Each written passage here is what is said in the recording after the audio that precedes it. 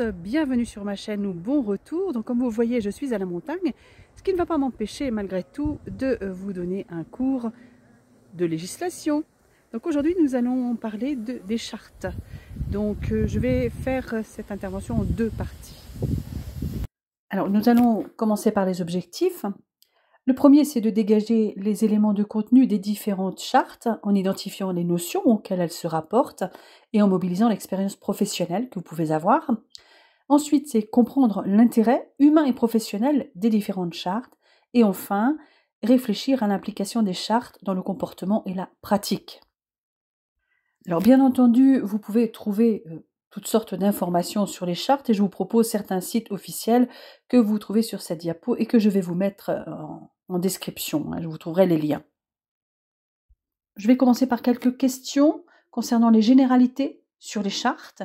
Tout d'abord, donner des exemples de chartes que vous rencontrez dans la vie quotidienne, de définir ce qu'est une charte, à qui s'adresse-t-elle en milieu hospitalier, où la trouve-t-on, quels sont les intérêts et les objectifs d'une charte, ainsi que les éléments qui ont inspiré ces chartes et depuis quand elles existent. Bien entendu, vous pouvez vous servir de ces questions si vous voulez utiliser cette vidéo comme révision. Donc, recherchez d'abord les réponses et, bien entendu, dans la suite de cette vidéo, vous allez avoir les corrections. En ce qui concerne la première question qui était de donner des exemples de chartes rencontrées dans la vie quotidienne, eh bien, il y en a beaucoup, comme la charte des usagers du bus, des chartes d'entreprise, des chartes graphiques, des chartes d'utilisation d'Internet et de postes informatiques, des chartes de projet. Là, vous pouvez répondre toutes sortes de choses. La deuxième question était définissez ce qu'est une charte. Alors, tout d'abord, une charte, c'est un ensemble de lois constitutionnelles d'un État. Ça, c'est la définition en droit. Donc, on pourrait dire qu'une charte est en fait un règlement. C'est un écrit, en tout cas solennel, qui contient des règles et des lois fondamentales d'un organisme, comme par exemple la Charte des Nations Unies. Cela peut aussi être le synonyme d'un statut. Autre définition, une charte est aussi un ensemble de règles et principes fondamentaux d'une institution officielle. Et toutes les lois se doivent de respecter les chartes en vigueur, sous peine d'être déclarées sans effet par les tribunaux. Donc la troisième question était à qui s'applique cette charte? Qui est concerné? Alors pour les soignants, elle constitue une référence, en raison notamment de sa présence obligatoire dans le service. Ensuite, il est recommandé aux établissements de délivrer une formation destinée au personnel concernant les droits des malades et de leurs proches. Et ensuite, la charte concerne toute personne hospitalisée, y compris à domicile ou accueillie dans un établissement de santé, que ce soit pour une consultation externe ou en service d'urgence par exemple. Alors ensuite, quatrième question, où trouve-t-on la charte? Eh bien, les points clés de la charte doivent être affichés dans les endroits les plus fréquentés par les usagers. Concernant les établissements de santé, il leur appartient d'intégrer le résumé de la charte dans le livret d'accueil et d'en assurer la diffusion la plus efficace possible. Cinquième question, quels sont les objectifs de la charte? Donc, le premier objectif d'une charte, c'est de considérer le patient avant tout comme une personne ayant droit au respect de sa dignité et de son intimité. Ensuite, c'est de faire connaître leurs droits aux personnes hospitalisées ou accueillies. Et enfin, elle est fondée sur des valeurs et la prise en compte des attentes et des préoccupations de l'ensemble des parties. Attention, respect de la dignité, humanité et qualité des soins. Sixièmement, quels sont les éléments qui ont inspiré les chartes? Bien entendu, il y a la Déclaration des droits de l'homme, la loi du 4 mars 2002 sur les droits du patient, les lois de bioéthique réactualisées à plusieurs reprises, en 1988, en 1994 et le 6 août 2004. Loi de bioéthique qui pose le principe de consentement, de gratuité, d'anonymat, etc. Il y a aussi la loi du 9 août 2004 relative à la politique de santé publique et la loi du 22 avril 2005 relative aux droits des malades en fin de vie. Alors, dans la 7e question, il était demandé « Depuis quand existe-t-elle » La première charte est la charte de la personne hospitalisée qui date du 20 septembre 1974 à l'initiative de Simone Veil, alors ministre de la Santé. De 1990 à 1995 sont sortis les codes de déontologie des médecins, des sages-femmes, des pharmaciens et le décret relatif aux règles professionnelles des infirmiers. Décret modifié par le décret 2004-202 du 29 juillet 2004. Et tous ces textes sont amenés à actualiser la charte du patient hospitalisé en 1995.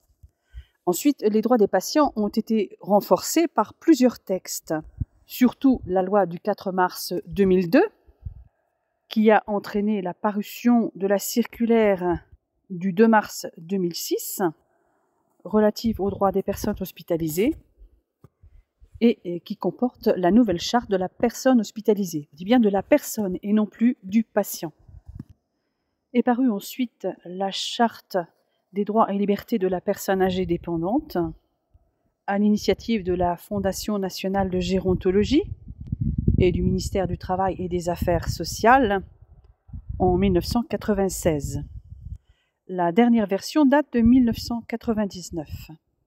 Alors, cette charte n'a pas de valeur juridique, mais elle a un but incitatif et pédagogique. Et enfin, nous avons la charte de l'enfant hospitalisé. Cette charte stipule que le droit aux meilleurs soins est un droit fondamental, particulièrement pour les enfants. Cette charte a été rédigée à Leiden, aux Pays-Bas, en 1988, lors de la première conférence européenne des associations enfants à l'hôpital. Alors, nous allons maintenant étudier dans cette première vidéo particulièrement la charte de la personne hospitalisée pour en dégager les éléments importants. Donc, le premier article de cette charte précise que toute personne est libre de choisir l'établissement de santé qui la prendra en charge, dans la limite des possibilités de chaque établissement. Cela veut dire qu'un établissement ne peut faire obstacle à ce libre choix que s'il n'a pas les moyens appropriés pour prendre en charge le patient, ou s'il ne dispose pas de place disponible pour le recevoir. Toutefois, les personnes qui font l'objet d'une hospitalisation sans consentement, en raison de troubles mentaux, sont exclusivement hospitalisées dans les établissements de santé habilités à cet effet par le préfet. Toute personne peut également choisir son praticien, sous réserve que les modalités d'organisation de l'établissement ne s'y opposent pas. Dans tous les cas, le choix de la personne concernant l'établissement ou le praticien doit se concilier avec les contraintes liées à l'urgence, à l'organisation du service ou la délivrance des soins. De plus, les conditions de remboursement peuvent varier aussi. Les dispositions communes à tous les établissements de santé, qu'ils soient publics ou privés, sont l'égal accès de chaque personne aux soins requis par son état de santé, mais aussi l'absence de discrimination, que ce soit en raison de son état de santé, de son handicap, de son origine, de son sexe, de sa situation de famille, de ses opinions politiques, de sa religion, de sa race ou de ses caractéristiques génétiques. Les enfants en âge scolaire hospitalisés doivent pouvoir bénéficier d'un suivi scolaire adapté. Les établissements doivent aussi prévoir les aménagements nécessaires à l'accueil des personnes souffrant d'un handicap physique, mental ou sensoriel. Ils doivent aussi tenir compte des difficultés de communication ou de compréhension des personnes hospitalisées et doivent prévoir le recours à des interprètes ou à des associations spécialisées dans l'accompagnement. Les établissements doivent aussi faciliter l'intervention des associations de bénévoles, avec lesquelles ils concluent une convention, et la liste des associations concernées doit figurer dans le livret d'accueil. Pour les établissements dotés d'un service d'accueil et d'urgence, lorsqu'ils ne peuvent pas accueillir un patient dont l'État exige une hospitalisation d'urgence, ils doivent tout mettre en œuvre pour assurer l'admission de ce patient dans un autre établissement. Et cet accueil s'effectue bien sûr de jour comme de nuit, pour les soins urgents.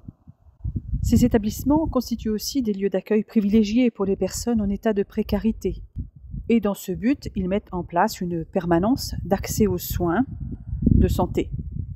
Ce premier article précise que le service public hospitalier est accessible à tous, en particulier aux personnes démunies et, en cas d'urgence, aux personnes sans couverture sociale. Et il est adapté aux personnes handicapées. L'article 2 précise que les établissements de santé garantissent la qualité de l'accueil, des traitements et des soins.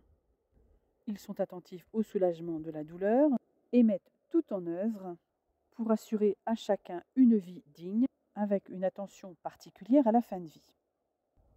Cela veut dire que les établissements de santé assurent les examens de diagnostic, la surveillance et le traitement des malades, blessés, femmes enceintes, etc.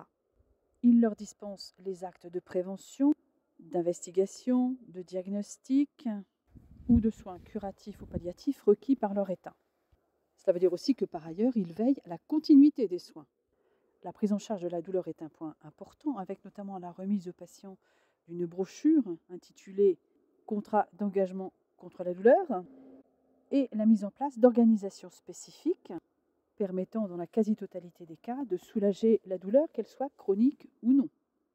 En ce qui concerne les personnes en fin de vie, ça veut dire prendre en compte leur volonté, permettre leur accompagnement et, en cas de décès imminent, de prévenir la personne de confiance, la famille ou les proches dans un délai qui leur permette d'accompagner la personne dans ces derniers moments. Ça veut dire aussi permettre un soutien à cet entourage et fournir l'accès à la chambre funéraire de l'établissement ou, dans le cas où c'est impossible, dans un autre établissement, généralement selon le choix de la famille. Troisième point, l'information donnée aux patients doit être accessible et loyale. La personne hospitalisée participe au choix thérapeutique qui la concerne et elle peut se faire assister par une personne de confiance qu'elle choisit librement. Qu'est-ce que tout ça veut dire ? Ça veut dire que l'information médicale et sociale doit être assurée et avec des moyens adaptés si par exemple le patient a des difficultés de communication. Et l'établissement ainsi que les professionnels de santé doivent apporter la preuve que cette information a bien été délivrée. Ça ne veut pas dire qu'il faut faire signer au patient un quelconque document comme quoi il a reçu l'information. Une simple note dans le dossier du patient comme quoi il a reçu l'information tel jour à telle heure est suffisante au regard de la loi. Alors, toute personne, bien sûr, a le droit d'être informée et le secret médical n'est pas opposable au patient. Mais ce dernier a tout à fait le droit de ne pas vouloir être informé du diagnostic ou du pronostic. Et cette volonté doit être respectée, sauf s'il y a un risque de transmission de la maladie dont est atteint le patient à des tiers. Donc cette information au patient doit être faite au cours d'un entretien individuel. Elle doit être accessible, c'est-à-dire compréhensible par le patient, et donc intelligible. Donc il faut vérifier que le patient ait bien compris. Et loyale, ça veut dire qu'il ne faut pas mentir au patient. Cette information, elle doit être renouvelée si nécessaire. Et le médecin doit répondre de façon adaptée et avec tact. Alors, quand il s'agit d'une information difficile à délivrer, il peut être proposé au patient un soutien psychologique. Cette information, elle est généralement délivrée par le médecin, mais il peut aussi faire appel aux compétences d'autres professionnels de santé qui vont intervenir dans le parcours du patient, parcours qui est organisé par le médecin. Et toute cette information est nécessaire au patient afin qu'il puisse participer au choix thérapeutique qui le concerne. Cette information vaut aussi pour les mineurs ou les majeurs sous tutelle. Et elle est délivrée en fonction de leur âge et de leur capacité de compréhension, bien entendu. Alors on a vu que le secret médical ne s'opposait pas au patient. Ce secret médical, il est fait pour protéger le patient. Et il s'impose donc au médecin. Mais en cas de diagnostic ou de pronostic grave, et s'il n'y a pas d'opposition du patient, la famille et les proches reçoivent les informations qui leur permettent de soutenir la personne malade. La personne de confiance, bien sûr, doit également pouvoir bénéficier d'une information suffisante pour pouvoir donner son avis, dans le cas où la personne malade ne serait pas en état d'exprimer sa volonté. Seule l'impossibilité, l'urgence ou la volonté de la personne malade de ne pas savoir peuvent dispenser le médecin de donner l'information. À noter que l'information porte aussi sur les frais que peuvent occasionner les soins. Article 4. Un acte médical ne peut être pratiqué qu'avec le consentement libre et éclairé du patient. Celui-ci a le droit de refuser tout traitement et toute personne majeure peut exprimer ses souhaits quant à sa fin de vie dans des directives anticipées. Alors, tout ça est lié à l'intangibilité de l'intégrité corporelle de chaque personne et à l'indisponibilité du corps humain, qui sont des principes fondamentaux, auxquels on ne peut déroger que par nécessité médicale. C'est pour cette raison qu'aucun acte médical ne peut être pratiqué sans le consentement de la personne intéressée. Si la personne ne peut exprimer sa volonté, eh bien, il faut s'adresser à la personne de confiance. Alors, le consentement doit être libre, ça veut dire qu'il ne doit pas être obtenu sous la contrainte.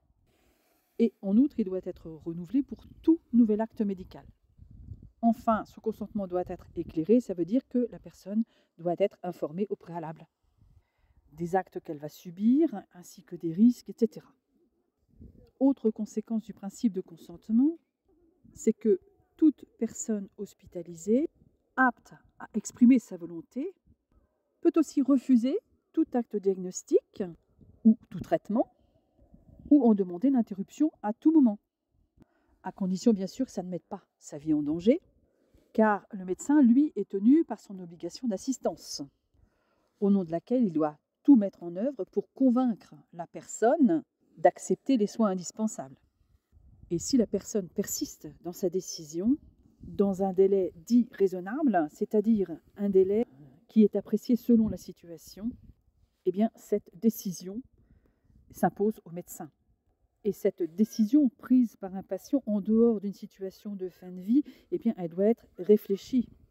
C'est pourquoi le devoir d'assistance du médecin doit l'emporter sur le refus de soins du patient dans les situations d'urgence où le pronostic vital est engagé, dès lors que le patient n'a pas disposé d'un délai minimum nécessaire pour réitérer en toute connaissance de cause sa volonté. En fin de vie, dès lors que la personne est dûment informée des conséquences de son choix et apte à exprimer sa volonté et qu'elle fait valoir sa décision de limiter et d'arrêter ses traitements, eh bien, sa décision s'impose au médecin. Et cette décision est inscrite au dossier médical. Lorsqu'une personne, par contre, est hors d'état d'exprimer sa volonté, qu'elle soit en fin de vie ou non, et que les actes de prévention, d'investigation ou de soins apparaissent inutiles, disproportionnés, ou n'ayant d'autre effet que le seul maintien artificiel de la vie, le médecin peut prendre la décision de les limiter ou de les arrêter. Cependant, il ne peut prendre cette décision qu'après concertation avec l'équipe de soins et dans le cadre d'une procédure collégiale. Et il doit prendre en compte les souhaits précédemment exprimés par la personne quant à sa fin de vie. Il prend en compte également les avis exprimés par la personne de confiance, la famille ou à défaut les proches. Donc, la décision motivée du médecin ainsi que les différentes étapes de la procédure sont mentionnées dans le dossier médical. Afin de garantir donc l'expression de la volonté du malade, eh bien, il y a deux dispositifs. D'une part, la désignation d'une personne de confiance et ensuite la rédaction de directives anticipées. Et lors de l'admission, eh bien, la personne est informée de la possibilité de désigner cette personne de confiance, ce qui est fait par écrit et vaut pour la durée de l'hospitalisation. En ce qui concerne les directives anticipées, elles peuvent être rédigées par toute personne majeure dans un document écrit et authentifiable. Elles doivent être renouvelées tous les 3 ans ou établies depuis moins de 3 ans avant que la personne ne soit plus capable d'exprimer sa volonté. Ces directives anticipées sont un document essentiel pour la prise de décision médicale. Alors, lorsque la personne hospitalisée est mineure ou majeure sous tutelle, et en mesure d'exprimer sa volonté, eh bien son consentement est à rechercher, même s'il revient au détenteur de l'autorité parentale ou au tuteur de consentir à tout traitement. Toutefois, lorsque la santé ou l'intégrité corporelle d'une personne mineure ou majeure sous tutelle risque d'être gravement compromise par le refus du représentant légal ou par l'impossibilité de recueillir le consentement de ce représentant, eh bien le médecin délivre les soins qui s'imposent. Si une personne mineure, pour laquelle un traitement ou une intervention s'impose pour sauvegarder sa santé, ne souhaite pas que son état de santé soit porté à la connaissance des titulaires de l'autorité parentale, eh bien le médecin peut se dispenser du consentement du ou des titulaires de l'autorité parentale après avoir mis tout en œuvre pour que le mineur accepte qu'il soit consulté. Et si le mineur persiste dans sa volonté que le secret soit gardé, eh bien le médecin pourra intervenir pour autant que le mineur soit accompagné d'une personne majeure de son choix. Ça va être le cas par exemple pour l'IVG d'une jeune fille mineure. Et la mention du refus du mineur que les titulaires de l'autorité parentale soient consultés sera bien entendu portée au dossier médical de l'intéressé. Passons maintenant à l'article 5. Un consentement est prévu pour certains actes, notamment pour les personnes participant à une recherche biomédicale, pour le don et l'utilisation des éléments et produits du corps humain, et pour les actes de dépistage. En ce qui concerne donc ce consentement spécifique, on va voir par exemple l'assistance médicale à la procréation, pour lequel il y a besoin du consentement des deux membres du couple, ou encore le diagnostic prénatal, où là c'est le consentement de la femme enceinte qui est exigible. En ce qui concerne le prélèvement d'éléments du corps humain et la collecte de ces produits, pour quelque finalité que ce soit, eh bien, ils ne peuvent être pratiqués sans le consentement du donneur. Et le consentement est révocable à tout moment. Alors, toute personne peut faire connaître de son vivant son opposition ou son refus à un prélèvement d'organes après son décès, que ce soit à des fins thérapeutiques ou scientifiques, et ce refus peut figurer sur le registre national des refus, ou bien il peut exprimer par tout autre moyen. Donc, avant tout prélèvement, le médecin doit vérifier auprès de la famille ou des proches que la personne ne s'est pas opposée de son vivant, par tout moyen, au don d'organes. Si la personne décédée est un mineur ou un majeur faisant l'objet d'une mesure de protection légale, le prélèvement en vue d'un don ne peut avoir lieu qu'à condition que chacun des titulaires de l'autorité parentale ou le représentant légal y consente expressément et par écrit. En outre, en cas de prélèvement à des fins scientifiques sur personnes décédées, ceux-ci ne peuvent être pratiqués que dans le cadre de protocoles transmis préalablement à leur mise en œuvre à l'Agence de la biomédecine et soumis à l'appréciation du ministre chargé de la recherche. Et dans tous les cas, la famille ou les proches sont informés par le médecin de la finalité des prélèvements sur la personne décédée, envisagés à des fins scientifiques, et de leur droit à connaître les prélèvements effectués. Pour l'IVG, des dispositions spécifiques sont prévues lorsqu'il s'agit d'une mineure, j'en ai parlé tout à l'heure. En ce qui concerne les prélèvements à visée tant diagnostique, thérapeutique que scientifique sur des tissus et cellules embryonnaires ou fœtales à l'issue d'une IVG, ils ne peuvent être demandés qu'aux personnes majeures, sauf bien entendu s'il y a une recherche des causes de l'interruption, et après qu'elles aient donné leur consentement écrit. En ce qui concerne la réalisation des examens des caractéristiques génétiques, la personne doit y consentir préalablement, également par écrit. Mais en cas d'impossibilité de recueillir le consentement de la personne ou de consulter la personne de confiance qu'elle a désignée, sa famille ou à défaut ses proches, les examens peuvent avoir lieu quand son intérêt même l'exige. Il est à noter que la pratique d'une stérilisation à visée contraceptive fait l'objet d'une information spécifique qui est délivrée par le médecin sur les risques et les conséquences de l'intervention. Et cette information donne lieu à un document écrit. Ensuite, un dépistage, par exemple, du virus de l'immunodéficience humaine, le VIH, ne peut être réalisé qu'avec le consentement préalable de la personne, sauf dans certains cas exceptionnels où ce dépistage est obligatoire. Alors ça va être le cas, par exemple, lors du don du sang, lors du don d'organes, le don de tissus, de cellules et notamment le don de sperme et de lait. Aucun dépistage ne peut être fait à l'insu du patient. Cela constituerait une violation de la vie privée. En ce qui concerne la recherche biomédicale, un consentement spécifique est prévu aussi pour les personnes participant à une recherche biomédicale, mais on va en parler avec l'article 6. Article 6 qui précise qu'une personne à qui il est proposé de participer à une recherche biomédicale est informée, notamment sur les bénéfices attendus et les risques prévisibles, que son accord est donné par écrit et que son refus n'aura pas de conséquences sur la qualité des soins qu'elle recevra. Voyons cela d'un petit peu plus près. La recherche biomédicale est strictement encadrée par la loi. La recherche biomédicale doit répondre à des critères de pertinence scientifique, d'absence de risque disproportionné aux bénéfices escomptés et de réduction des désagréments et contraintes pour la personne. Une recherche biomédicale ne peut en principe être proposée à une personne hospitalisée.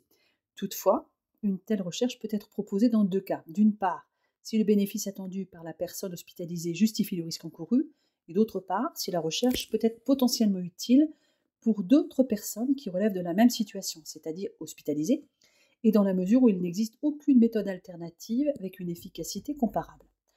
Aucune recherche ne peut être menée si elle n'a pas reçu l'avis favorable d'un comité de protection des personnes indépendant. Et la recherche doit en outre être autorisée soit par l'Agence française de sécurité sanitaire des produits de santé, soit par le ministère chargé de la santé. Alors, avant de donner son consentement, la personne doit être informée sur les objectifs, la méthode et la durée de la recherche, les bénéfices attendus, les contraintes et les risques prévisibles, mais aussi les autres choix de traitement possibles, les modalités de prise en charge médicale prévues en cas d'interruption de la recherche, pour quelque raison que ce soit, et les modalités selon lesquelles, après la fin de la recherche, la personne hospitalisée participante sera informée des résultats de celle-ci. Et ce consentement doit être exprimé par écrit en signant un document.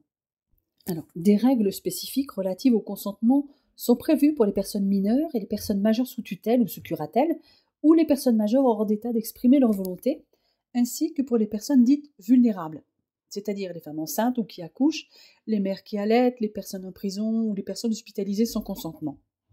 Passons maintenant à l'article 7. La personne hospitalisée peut, sauf exception prévue par la loi, quitter à tout moment l'établissement après avoir été informée des risques éventuels auxquels elle s'expose. Alors, une personne hospitalisée peut à tout moment quitter l'établissement, mais lorsque la demande de sortie est jugée prématurée par le médecin et qu'elle présente un danger pour la santé de la personne, eh bien, cette personne doit signer une attestation établissant qu'elle a eu connaissance des dangers que cette sortie présente pour elle. Et à défaut de cette attestation, un document interne peut être rédigé. Donc, une personne ne peut être retenue par un établissement. Seules les personnes ayant nécessité, en raison de troubles mentaux, une hospitalisation à la demande d'un tiers ou une hospitalisation sur demande d'un représentant de l'État, eh bien, seules ces personnes peuvent être retenues sous réserve des dispositions qui sont applicables aux mineurs et, sous certaines conditions, aux majeurs faisant l'objet d'une mesure de protection légale. Toute personne hospitalisée avec son consentement pour des troubles mentaux dispose des mêmes droits liés à l'exercice des libertés individuelles que ceux reconnus aux autres patients. C'est le cas aussi des personnes détenues qui disposent des mêmes droits que les autres personnes hospitalisées. Cependant, les détenus admis dans un établissement de santé continuent d'effectuer leur peine. De même, les personnes qui sont mises en examen et placées en détention provisoire restent en détention et de ce fait, la réglementation pénitentiaire leur est applicable, et notamment les règles particulières qui restreignent leur liberté d'aller et venir et de communiquer. L'article 8, lui, précise que la personne hospitalisée doit être traitée avec égard, ses croyances respectées et son intimité préservée ainsi que sa tranquillité. Qu'est-ce qu'on entend par là ? Le respect de l'intimité de la personne doit être préservé, bien sûr, lors des soins, des toilettes, des consultations, des visites médicales, etc. Donc, à tout moment de son séjour hospitalier. Et la personne hospitalisée est traitée avec égard. Ça veut dire aussi que si un enseignement clinique conduit à un examen du patient en présence d'étudiants en médecine, par exemple, son consentement préalable est requis. Il peut être passé outre un refus de la personne. Et c'est la même chose lorsqu'il y a des actions de formation initiale et continue des personnels médicaux et paramédicaux. L'établissement de santé doit respecter aussi les croyances et les convictions des personnes accueillies. Dans les établissements de santé publique, toute personne doit pouvoir être mise en mesure de participer à l'exercice de son culte, en termes de possibilité de recueillement, de recevoir la visite d'un ministre du culte, par exemple, également de la nourriture ou des rites funéraires. Toutefois, l'expression des convictions religieuses ne doit pas porter atteinte au fonctionnement du service, ne doit pas non plus porter atteinte à la qualité des soins ou aux règles d'hygiène, ou encore à la tranquillité des autres personnes hospitalisées et de leurs proches. Tout prosélytisme est interdit, que ce soit du fait d'une personne hospitalisée, d'un visiteur, d'un membre du personnel ou d'un bénévole. L'établissement doit prendre des mesures qui assurent la tranquillité des personnes et, bien sûr, ça passe par la réduction des nuisances liées notamment au bruit et à la lumière, en particulier au moment des heures de repos et de sommeil.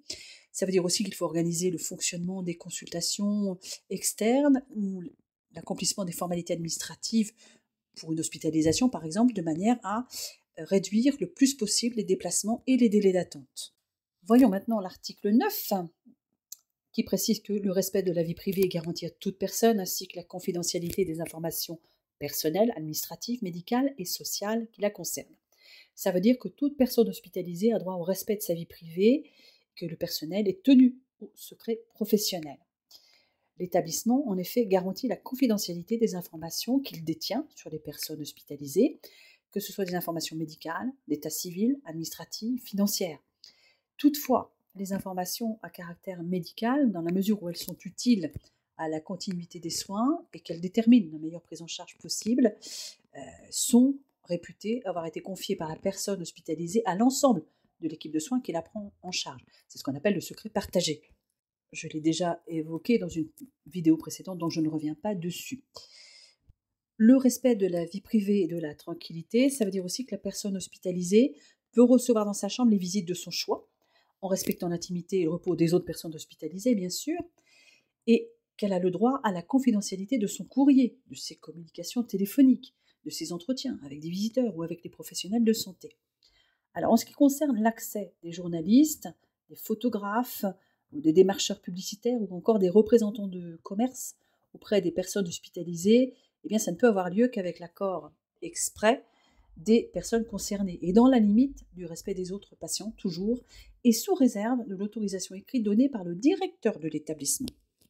L'accès de ces personnes doit être utilisé avec mesure pour éviter tout abus, notamment au regard de l'éventuelle vulnérabilité des patients. Une personne hospitalisée peut refuser toute visite et demander que sa présence ne soit pas divulguée. Et la personne hospitalisée peut, dans la limite du respect des autres patients et de l'espace de sa chambre, apporter aussi des effets personnels.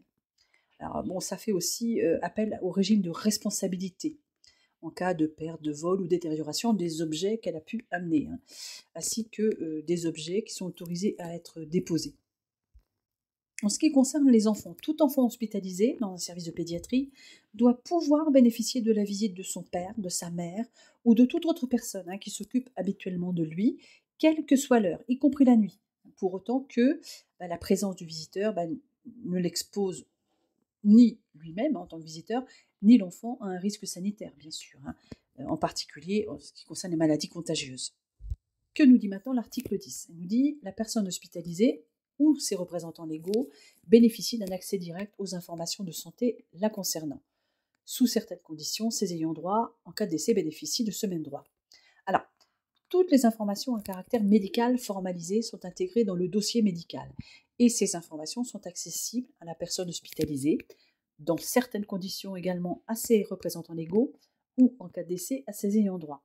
Alors, à l'exclusion toutefois de celles qui concernent des tiers ou mentionnant qu'elles ont été recueillies auprès de tiers. Alors, l'accès de la personne à ces informations peut s'effectuer directement, si elle le souhaite, ou par l'intermédiaire d'un médecin qu'elle désigne à cet effet. Alors, dans l'hypothèse où la personne souhaite consulter son dossier médical sur place, elle peut bénéficier gratuitement d'un accompagnement médical qui est proposé par l'établissement.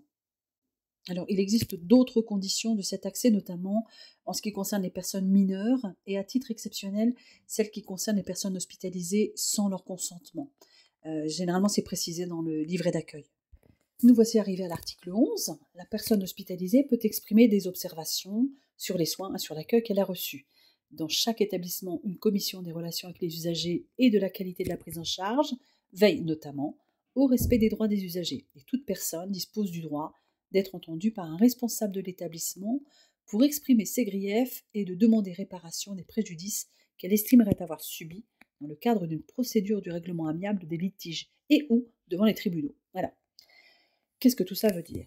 Alors, indépendamment de la possibilité de répondre au questionnaire de sortie qui est remis avec le livret d'accueil à chaque patient, une personne hospitalisée peut faire part de ses observations, bien sûr directement au représentant légal de l'établissement de santé. Et dans chaque établissement, il y a donc une commission des relations avec les usagers et de la qualité de la prise en charge, souvent appelée la CRU, qui veille au respect des droits des usagers et à l'amélioration de la qualité de la prise en charge et de l'accueil des personnes malades et de leurs proches.